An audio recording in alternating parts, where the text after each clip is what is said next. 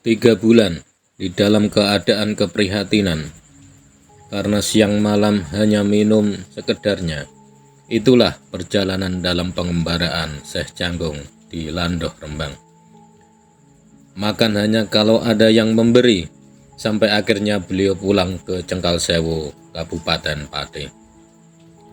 Karena rindu akan keluarga, yaitu kakak perempuan dan anaknya yang bernama Momoh, maka Syekh Canggung pulang ke desa Miyono. Nyai Branjung menangis bahagia melihat adiknya Syekh Canggung yang pulang. Lama tidak ada kabar beritanya. Nyai Branjung berkata kepada Syekh Canggung, "Pulangmu dengan selamat, tidak ada apa-apa, maka makanlah dulu seadanya. Setelah itu nanti berdoa kepada Kanjeng Nabi, ya Rasulullah Shallallahu Alaihi Wasallam, dan kirim doa kepada semua para leluhur yang sudah meninggal, yang pulang ke rahmatullah. Ucapan rasa syukur karena sudah selamat dari perjalanan jauh. Dan jangan pergi-pergi lagi adikku," kata Nyai Branjung. "Pulanglah ke keluargamu yang dulu, karena kamu masih ahli warisnya Adipati Pati." Begitulah Nyai Branjung melipur hati Syekh Canggung. Hidup mati itu sudah ditakdirkan oleh Allah Subhanahu wa Ta'ala, maka tidak perlu melakukan tapa prihatin. Pasrahkan saja kepada Gusti Allah. Nyai Branjung akan bernadar kalau Syekh Canggung mau menuruti kemauannya, tinggal di rumah dan tidak pergi mengembara lagi. Bernadar menyembelih kerbau dan kambing, disedekahkan kepada orang-orang Miyono biar senang hatinya.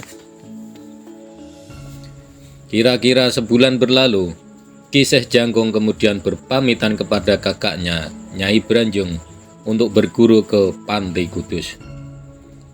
Dengan terpaksa Nyai Branjung merelakan adiknya berangkat ke Pantai Kudus berguru kepada Pangeran Kudus. Pangeran Kudus tidak turunnya Sunan Kudus yang lama, dan juga tidak turunnya Kanjeng Sunan Ngambal Gading yang masyhur. Pangeran Kudus nama beliau masih muda saat menjadi pangeran di negeri Kudus dan menjadi Sultan Kudus kemudian hari yang menjadi sesepuhnya di Kasultanan Demak. Inilah percakapan Syekh Canggung dengan Pangeran Kudus di Pantai Kudus yang terekam dalam tembang Sinom. Ki Syekh Canggung prapto ngarsa sandepa tenira lingkih, nunggal para santri kathah jeng Pangeran awas sumeksi, dan Jatinaya aris lehto sapa nembe rawuh, jebeng sapa ranira mimawis mata ing ngendi, boyo ana ingkang sinitya ing karsa. Ki Syekh Canggung duduk kumpul bersama-sama santri banyak. Sang Pangeran Kudus mengetahui kedatangan Syekh Canggung. Pangeran Kudus lalu bertanya, "Siapa yang baru datang? Siapakah Ananda? Rumahmu di mana dan apa maksud tujuanmu ke sini?" Lalu Syekh Canggung menjawab, "Saya berasal dari desa Landoh, Gusti. Canggung nama saya. Tujuan saya untuk menuntut ilmu di Pantai Kudus." Syekh Canggung sudah berkumpul bersama santri-santri yang lain. Setiap hari semua bekerja, tidak hanya mengaji, ada yang bertugas mengisi padasan atau tempat untuk berwudu. Sebulan Syekh Canggung di Kudus, pekerjaannya hanya mengisi padasan. Bangun pagi, itulah kebiasaan Syekh Canggung setiap harinya. Setelah mengisi padasan selesai, Syekh Canggung pergi ke Selekan, Jawa Peceren. Pangeran Kudus agak terusik hatinya. Santri Landoh, apa kurang kerjaan? Pagi-pagi sudah tahu atau mencari ikan di selokan. Apakah ada ikannya?"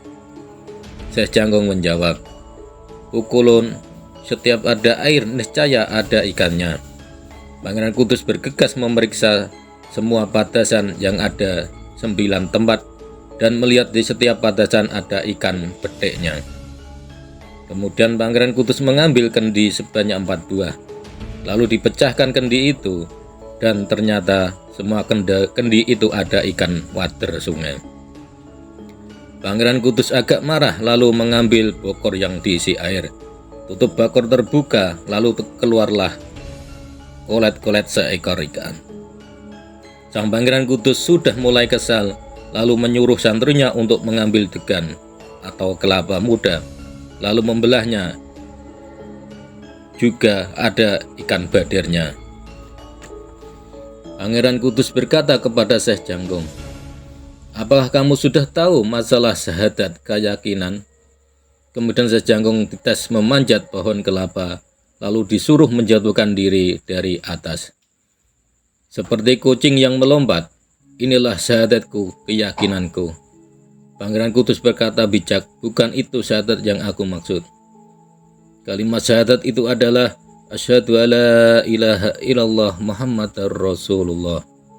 Syekh Jangkung menjawab, kalau yang dimaksud syahadat itu 2 kalimat syahadat. Sejak kecil saya sudah tahu kalau sekedar diucapkan di mulut. Syahadat itu dipraktekkan dalam kenyataan. Janji Allah itu pasti, tanpa wasmas, mamang atau khawatir dalam kehidupan. Pangeran Kudus berbicara dalam hati, orang ini, Syekh Jangkung, sudah melebihi kemampuanku. Setiap yang diyakini dicipta akan wujud terjadi. Kalau ilmunya tentang keyakinan digurukan, akan tambah keyakinannya, maka akan mengalahkan kemampuanku. Maka dia akan saya usir dari Panti Kudus. Pangeran Kudus berkata, "Jembeng Lando, saya belum bisa mengajar kamu. Kamu pulanglah dulu, kalau sudah dapat petunjuk kamu ke Kudus lagi." Tetapi Syekh Jangkung tidak mau pulang. Waktu malam, Syekh Jangkung masuk ke dalam jumbleng atau WC selama 1 bulan. Pada jam 7 pagi, selirnya sang Pangeran Kudus ingin membuang hajat. Dan waktu ingin bersuci, melihat ada seseorang yang bertapa di dalam jumbleng atau di dalam WC. Syekh Jangkung menawari air dari dalam jumbleng. Sang selir kaget dan berteriak-teriak.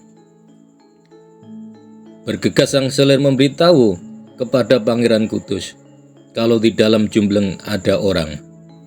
Dengan tergesa-gesa Pangeran Kudus dan beberapa santri serta punggawa dalam membawa tumbak, pedang mengepung jumbleng tersebut. Semua orang sesumbar menyumpahi agar Syekh Jangkung keluar dari jumbleng. Dan akhirnya Syekh Jangkung keluar dari kepala hingga kaki berlumuran tinja dengan bau yang menyengat. Orang-orang yang mengepung merasa risih, tidak tahan melihat pemandangan itu. Pada buyar serta takut bercampur risih yang melihat mutah-mutah. Syekh Jangkung terus berlari ke arah barat menerjang ke tengah-tengah pasar. Orang-orang yang berada di dalam pasar semua geger amburadul, semrawut, ada yang sampai jatuh bergulingan di tanah. Syekh Jangkung dikejar para punggawa Kudus beserta para santri semua.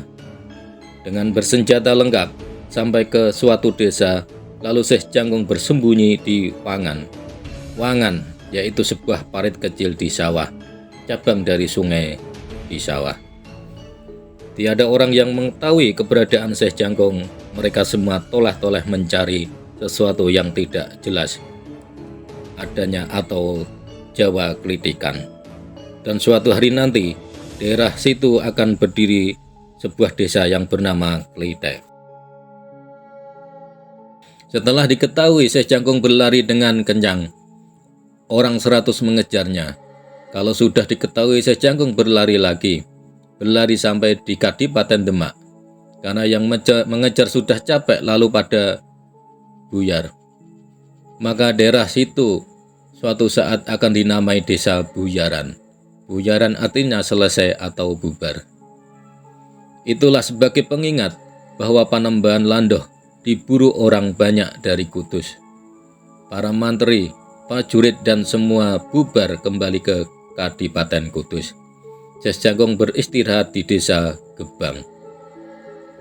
Badan Syekh Jangkung sudah bersih karena waktu kungkum berada di dalam sungai waktu sembunyi di desa Kletek. Terus di desa Gebang ketemu orang yang berdagang legen di Bumbung. Syekh Jangkung menginginkan minum legen tersebut karena terlalu haus dan habis 2 bumbung legen. Kemudian memberi uang 3 rial, tetapi pedagang legen itu tidak mau menerima. Saya sudah mengikhlaskannya, kata pedagang legen itu. Lalu dia pulang ke rumah. Si pedagang legen itu kembali menemui Syekh Jangkung yang masih duduk di sawah. Pedagang legen atau Bogor berkata, "Adik, mampirlah ke rumahku." Syekh Jangkung menjawab, "Maaf sebelumnya, kalau waktu sekarang saya belum bisa mampir. Kawula tidak diperbolehkan berteduh di bawah payung atau atap, apalagi di dalam rumah. Suatu saat saja kalau ada kesempatan. Kalau berada di desaku, desa Landoh di bawah Kadipaten Pesantrenan Cengkal Sewu, maka mampirlah." Waktu-waktu Kiai Prayo berjualan, iya, nama penjual Bogor atau legen itu bernama Ki Prayo Guno. Syekh Jangkung berkata, "Jika Andika punya kelapa 2 yang sudah tua, yang sudah kering di rumah, dan Ki Prayo Guno mempunyainya, lalu dia pulang mengambil kelapa yang berjumlah 2 buah itu. Kelapa sudah diterima Syekh Jangkung, kemudian mereka berdua saling pergi. Syekh Jangkung kemudian menyeburkan diri ke laut dengan naik 2 buah kelapa yang dirakit mengikuti deru ombak laut. Beliau sudah merasa dekat dengan kematian di terombang-ambing ombak di tengah samudera, seperti sampah yang kesana kemari, dan akhirnya Syekh Jangkung terdampar di bumi keramat Japara atau Jepara. Kemudian Syekh Jangkung naik dari dalam laut sambil menenteng 2 buah kelapanya dan meruat bangkai kerbau dan sapi yang telah terpisah bagian tubuhnya selama 40 hari. Dan berkat kekuasaan yang maha kuasa, bangkai kedua hewan itu bersatu dan hidup lagi, dan dibuat modal selama berkelana. Menyeburkan diri lagi di tengah samudera dengan menaiki 2 buah kelapa tersebut. Kalau terterjang dari timur, maka ke arah barat mengambang seperti sampah. Kalau tertiup angin dari utara, maka ke selatan dia terambing. Selama sebulan, beliau terombang-ambing di tengah samudera, dan sampailah beliau Syekh Jangkung menepi di wilayah Palembang dengan menenteng kedua buah kelapanya. Dan ikutilah kisah Syekh Jangkung selanjutnya di Palembang. Salam budaya, salam sejarah, rahayu, rahayu, rahayu.